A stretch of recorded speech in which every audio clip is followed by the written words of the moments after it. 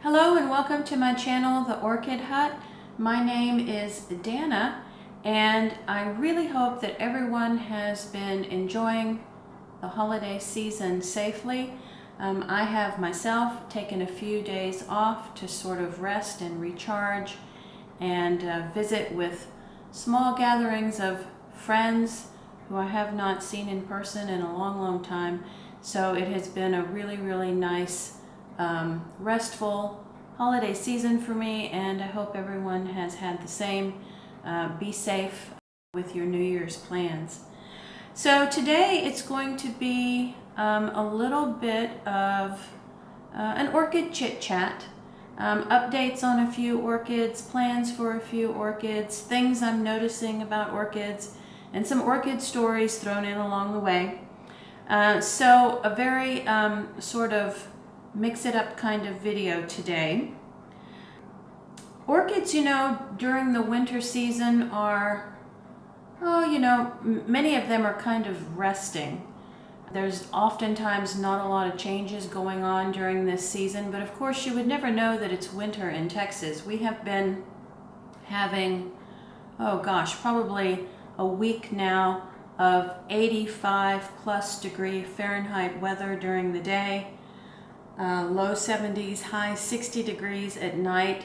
It is today very humid, very balmy, although, as it does here in Southeast Texas, over the weekend we're going to be going from 80 degrees during the day to, I believe, 39 degrees Fahrenheit by the next morning.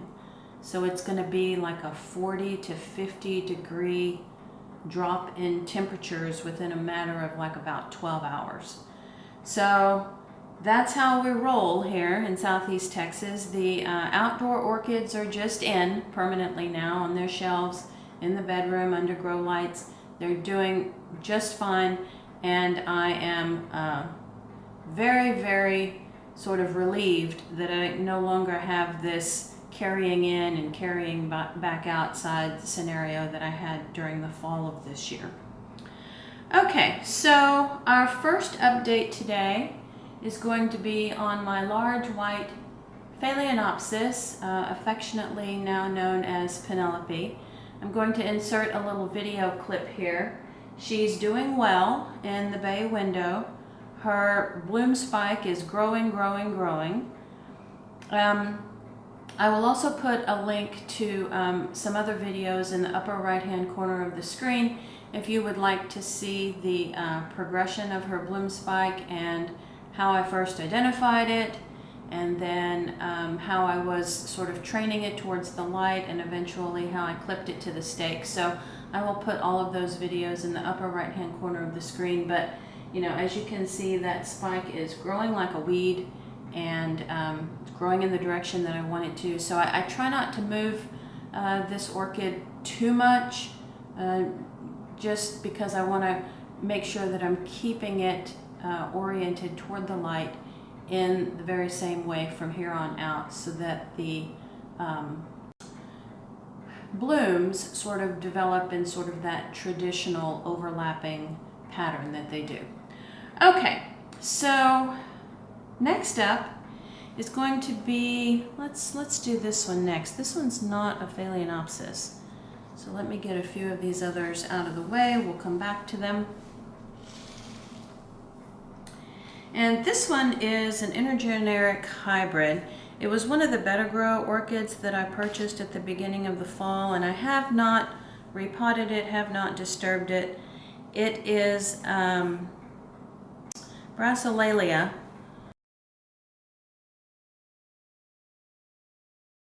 Yellow bird.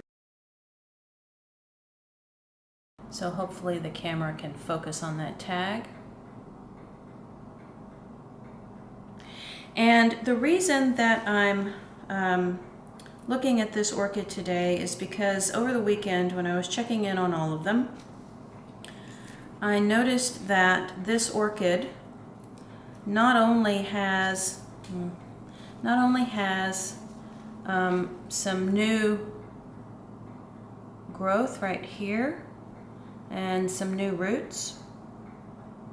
And it has that going on in several places. Here's another. So some new roots from the new growth. And this, media is looking rather tired. So I think this is going to be my next repotting video.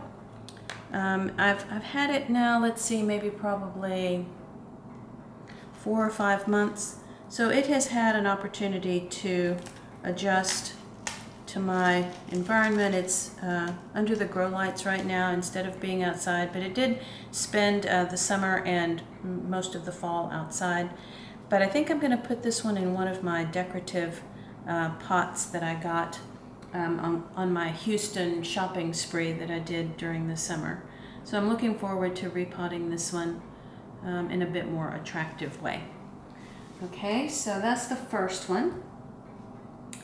And then, well, let's get this one out of the way. This is a Phalaenopsis. It's a hybrid, but no ID hybrid that I purchased from the orchid nursery that used to be open in Houston. And it did bloom for me last year. It has a yellow bloom with sort of a pink lip. And I noticed when I checked on all of the orchids this weekend, and this is going to be really difficult to get on camera because it's so tiny, but you'll notice 2 leaves down, which is where you should always look for bloom spikes first. So 2 leaves down, and then in the leaf joint right here, there's already a root, but there's just the tiniest little bit of a spike starting right there in that leaf joint. So this one will bloom for me now in the spring of this year. So bloom spikes on Phalaenopsis are really kind of going to get underway for me now here in my climate. And then this Phalaenopsis is Mini Mark. It's Micronova, which is a hybrid, crossed with Phalaenopsis, which is a species. So this is not exactly a primary hybrid orchid, but it's close to it. And this is the micro variety of the Mini Mark. And I have been calling this one my plastic orchid. I've had it maybe 10 or 11 months, and it has had this bloom spike for the longest time. I mean, if it's growing, it's, it has grown maybe like a millimeter in all of 6 or 7 months. So it's a very, very slow moving orchid. However, when I checked on it this weekend and watered it, I also noticed down there at the very, very bottom of the axis, it looks like it's also developing new root growth. So this is one of those cases where, you have to be really observant with your orchids to notice the changes that they're undergoing. And I do believe that the bloom spike has also grown just a little bit more. So this one might be starting more of a growing phase now. Okay, and the last orchid. This one has, a bit of a rocky history. Okay, so last spring, so maybe like about 10 months ago, I purchased this orchid from my grocery store. It's a no ID Phalaenopsis, of course, but they were selling them in pairs. So there was a regular large-sized Phalaenopsis, and it was paired with a little mini Phalaenopsis, and it just so happened that they had all gone on sale because the blooms were just slightly starting to wilt at that time. And I didn't particularly love this Phalaenopsis bloom. It was a harlequin bloom, white background with really dark purple random spots on the sepals and the petals. And I was not in love with that bloom, but I absolutely loved the bloom on the little Phalaenopsis, the mini that it was paired with. So I purchased this orchid along with its companion on sale, mostly because I really liked the little mini orchid. Well, I got it home. The mini orchid did fine. After a while, the bloom spikes wilted, and I cut them off and I repotted both. And all of a sudden, this particular orchid started having the two bottom leaves, which are no longer here, started to develop a really sinister looking rot in the middle of the leaves. And so I sprayed it with hydrogen peroxide. That didn't really seem to do anything. I sprayed it with neem oil. That didn't really seem to do anything. And so finally what I did is I took my very, very sharp pruners and I removed the two bottom leaves just to stop the spread of whatever it was that was going on with this orchid. Now, thankfully, the root system on this one has always been in pretty good shape. So I think in the long run, that's what saved it. If it had had a weak root system, I'm not sure the orchid would have made it, because when I cut the two bottom leaves off, the only two that were left were these two. And fortunately, whatever was going on did not spread to these two leaves. However, within another week or two, there was some sort of a black rot happening along the bottom of the axis, and I could see this black rot kind of like working its way towards the center of the stem.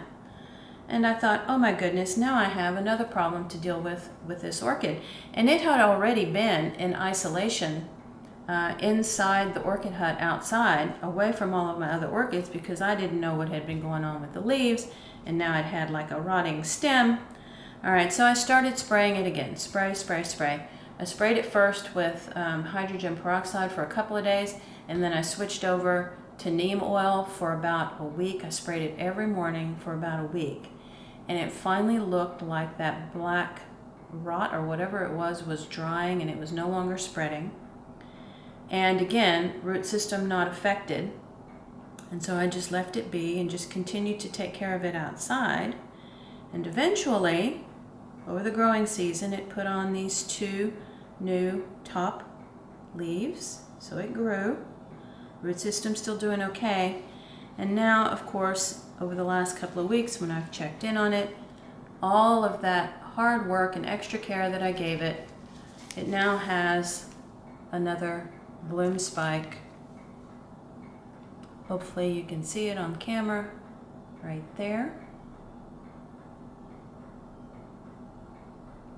And then it's even putting on now some new roots, because the bloom spike, of course, is appearing where the leaf joint would have been if I had not cut off the leaf that was beneath where that spike is.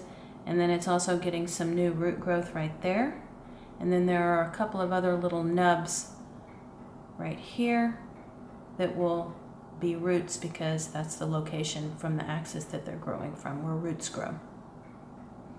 Okay, so this orchid had a rocky start. It had to be saved. It had to recover. But, you know, it can be done. Just make sure that, you know, the orchid is isolated, so whatever it is that's going on does not spread to the rest of your collection. Okay, and this one has been in the house. It's under the grow lights with the outdoor orchids, and you can see that it has a lot of the anthocyanin going on, because the grow lights are bringing out that pigment. And in one of my previous videos, you may remember me having mentioned that orchids that tend to have pink or purple in their blooms are more prone to developing this anthocyanin pigment, purplish pigment, in their leaves as well. And so that's what's happening here. Okay, so that's my orchid chit chat for today.